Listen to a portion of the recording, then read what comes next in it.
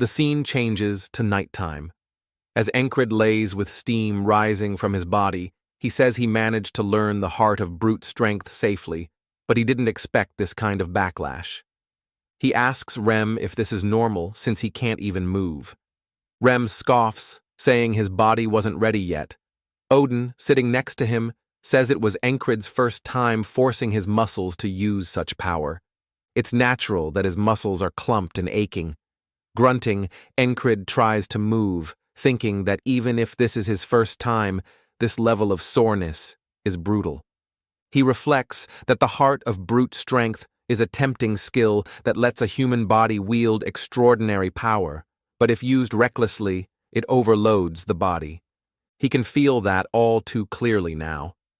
He continues, saying, "Knights don't even need such tricks. They're already beyond human limits. Their shell is human, but they wield the strength of giants, display a frog's physical prowess, and have the sharp senses of elves. That is what a knight is." Still groaning from the pain, he says he's still far from reaching that realm. Odin, seeing him in pain, says that at the very least he must rest and do nothing for a day. Then, casting a shadow over Encred, he says he can help with his recovery. Towering over him with a twisted but innocent smile, he says he calls it blood, sweat, and tears. With a concerned face, Encred asks what he's talking about. Odin grabs one of Encred's legs and starts massaging his calves. Instantly, Encred is hit with a wave of pain so intense he nearly levitates off the bed. He clutches a pillow like it's his last lifeline, eyes wide, trying not to scream. Sweat pours down his face as he feels like he's on the brink of death. The pain he is going through feels like one of the boatman's walls. As Odin continues working on the leg, he calmly instructs Encred to pay attention to the pressure points. This is a technique meant to loosen cramped muscles. The formal name for it is the Balaf-style pressure technique. Encred, now gripping his own hair in agony, thinks to himself that learning this method might actually be useful. Still clenching the pillow like it owes him money, Encred braces himself and resolves to endure. Even if he sees a river before him, he will hold on. Irritated by the noise, Rem yells, saying this hunk is trying to kill him. Meanwhile, Encred is locked in a full-body battle. Odin, calm and smiling like a saint of suffering, keeps massaging with merciless precision. The scene shifts to the next morning. Encred sits on the edge of his bed. Thanks to Odin, he nearly met the boatman, but the soreness has eased a lot. Odin told him not to do anything during recovery, but it feels like such a waste of time. Lifting his sword, he thinks at least he could maintain his weapon. Suddenly, Odin appears behind him, whispering the word nothing.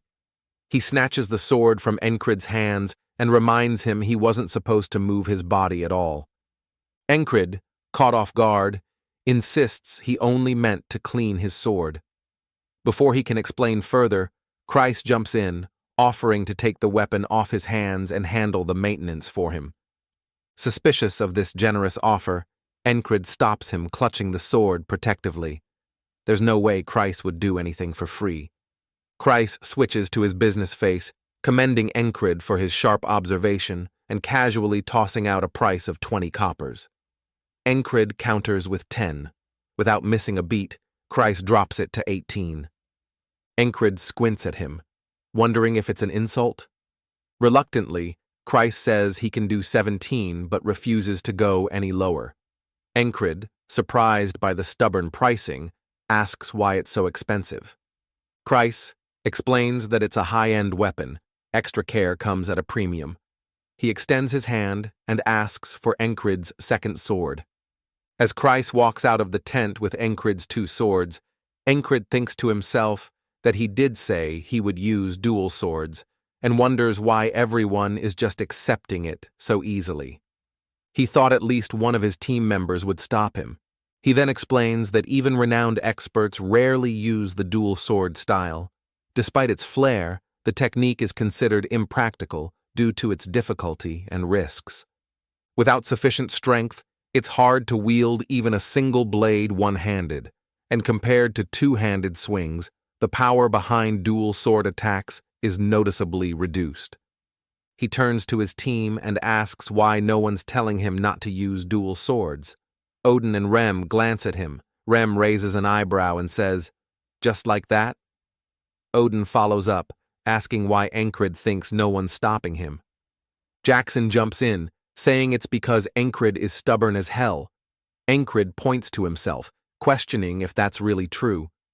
Odin explains that the way Encred refuses to back down and keeps pushing forward is a clear sign of stubbornness. Encred responds that it's not baseless. There's reason behind it. Ragnar joins the conversation and asks Encred why he insists on using dual swords. Encred answers simply, it's because he likes it. Something about wielding two blades just feels right to him. The scene shifts to a memory from Encred's past. A musician plays a song about a night by a campfire, surrounded by listeners, including a younger Encred. With eyes burning with passion, he sings out loud, finishing the lyrics with the words, "The Night of Armistice." Suddenly, a guy kicks him in the head from behind, saying singing won't make him as strong as a knight. Another man calls him pathetic. As Encred lays there beaten, the men walk off, one calling him a pitiful bastard. Encred slams the ground with force and declares that even if everyone mocks him and calls it pathetic, he lives for what he desires. And he lives for what he loves. The scene returns to the present. Encred, steady and resolute, declares he has no intention of giving up, neither on becoming a knight nor on wielding dual swords. The others listen in silence, no judgment in their eyes. They know he means every word. Rem watches him closely. Encred is different. Rem was born with everything and chose to walk away from it. Encred has only a single sword, yet he moves forward with unwavering resolve. A small smile creeps onto Rem's face. That's why he likes the captain. Ragnar overhears and teases him, saying he's got a peculiar taste. Rem, clearly annoyed, flips him off and mutters not to worry. He still hates them all. Ragnar grins and replies that the feeling's mutual. Jackson notes that it seems like they're all on the same page. Odin, ever serene, adds that the Lord teaches to embrace all things equally, but as his humble servant, even he has limits, and he dislikes them all just the same. Rem snaps, yelling that even if they've reached a conclusion, they sure talk a lot. Encred notes how well they all seem to get along, prompting Ragnar to shoot back that that's an insult actually.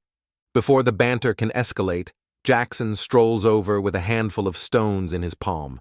He asks Encred, if he's bored killing time, why not train instead? Encred reminds him he was told not to do anything. Jackson replies that it's exactly why this training is perfect. It only requires eye movement. It's called sense of evasion, the next step Jackson had planned for him. Encred's eyes light up, a smile spreading across his face. Even on rest days, there's a way forward, and he's more than ready to take it. Meanwhile, Kreis is outside, carefully cleaning Encred's sword and admiring his work, saying it looks like something new. He overhears a soldier talking nearby, mentioning how the main battle seems to be dragging on. Kreis perks up his ears, listening as the soldier continues. The soldier talks about Battalion Commander Marcus and about their battalion's supply route. Kreis listens closely, catching every word. Then the soldier mentions a new enemy unit taking position at their rear camp. Rumor has it they're the remnants, the ones who fought them before and ran. Kreis mutters that the war situation doesn't look so good. As he gathers the swords and stands up, he thinks they need to gather more intel. He thinks Aspen seems to be trying a new move, and we see one of the enemy leaders drafting something.